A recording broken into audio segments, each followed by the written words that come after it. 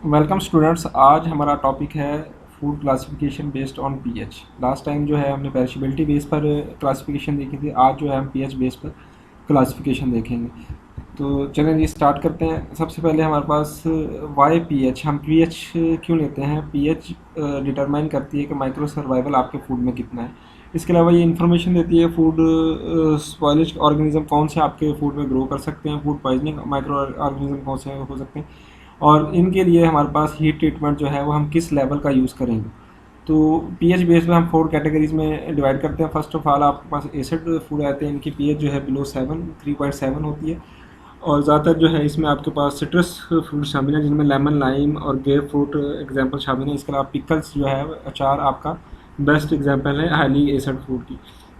जो स्पलिंग causing agent हैं इसमें हमारे पास वो यीस्ट और मोल्ड्स हैं। ज़्यादातर इनमें यीस्ट और मोल्ड आपको देखते भी हैं, आपके पास पिकल्स में ये नज़र आते हैं। इसके लिए हमारे पास जो ट्रीटमेंट है वो ज़्यादा माइल्ड हॉट टेम्परेचर हम यूज़ नहीं करते, जस्ट एक सिंपल ट्रीटमेंट जो है हीटिंग का हम यूज़ करते हैं, जिससे हमारे पास मोल्ड और यीस्ट जो है वो किल हो जाते हैं। इसके अलावा कुछ एसिडिक बैक्टीरिया भी इसमें ग्रो कर सकते हैं जो एसिड एनवायरनमेंट को बियर कर सकते हैं, लेकिन ये भी जो है हमारे पास क्या है, हीट ट्रीटमेंट से हम इनको अवॉइड कर सकते हैं एट 65 to 88 डिग्री।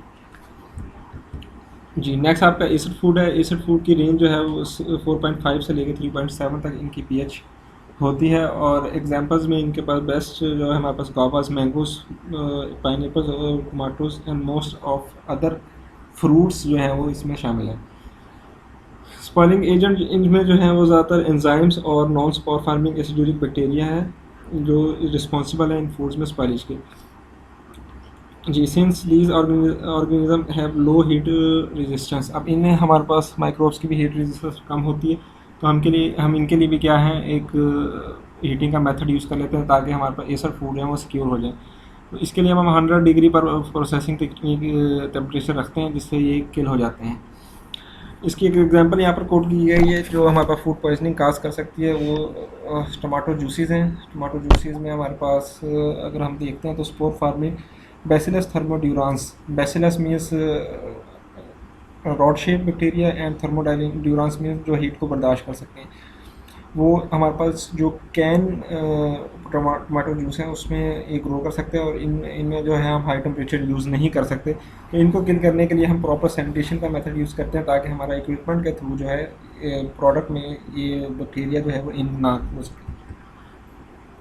नेक्स्ट आपका मीडियम एसिड फूड रहता है। मीडियम एसिड फूड में आपके पास इसकी जो रेंज है 5 से लेकर 4.5 तक पीएच होती है इसकी। एग्जांपल में इसके मीट और मिक्स वेजिटेबल जो आप घरों में अक्सर स्टीव्स की फार्म में या आप सालन की फॉर्म में बनाते हैं, वो आपकी वेजिटेबल जो है वो मीडियम एसिड फूड में आ जाती है।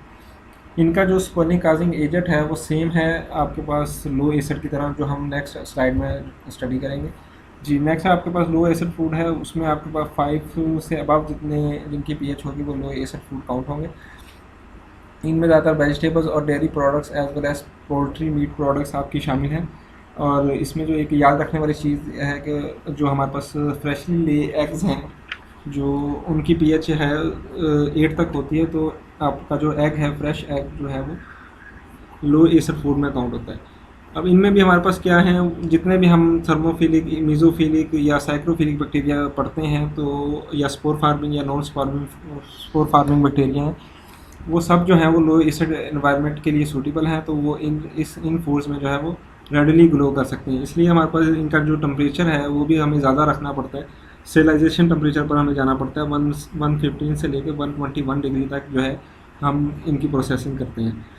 इनमें जो चांसेस हैं उसमें क्लॉस्ट्रिडियम बोचुलियम और क्लॉस्ट्रिडियम स्पोरेंजियस के चांसेस हैं कि ये ग्रो कर सकते हैं।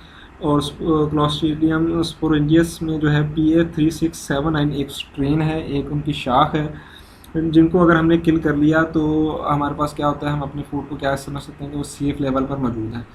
इसके अलावा थर्मोफिलिक स्पोर भी मौजूद होते हैं, एक तो वो हीट भी बर्दाश्त कर लेते हैं, ऊपर से स्पोर्स होते हैं। तो इनके लिए हम क्या करते हैं, फर्दर वही ट्रीटमेंट मेथड यूज़ करते हैं कि हम फूड और इक्विपमेंट की सैनिटेशन करते हैं ताकि हमारे पास इन थर्मोफिलिक स्पोर्स की एंट्री इसमें रोकी जा सके। जी कंक्लूजन अगर हम देखते हैं तो कंक्लूजन में हमारे पास लो पीएच पे ज़्यादा जो हमारे पास फूड हैं जिनमें रेंज 5 से अबव होती है जिनकी पीएच, वहाँ पर जो है वो आपके पास ग्रोथ करने के चांसेस सबसे ज़्यादा हैं। और ऐसे फूड जो जिनमें आपके पास माइक्रोब्स तो किल हो जाएं लेकिन उनके टॉक्सिन्स रह जाएं, तो ऐसे फूड्स को कंज्यूम करने के बाद आपके पास आपकी बॉडी में food intoxication as well as infection हो सकता है। So thank you for watching this video. Next class में मिलते हैं।